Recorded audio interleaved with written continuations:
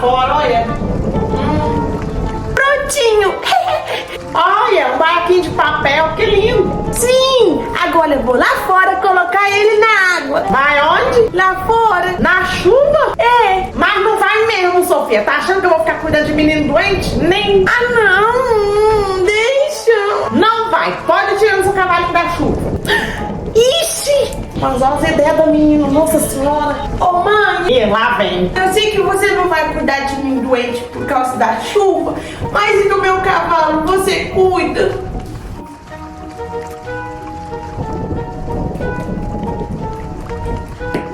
Alô, é a Ana Castela?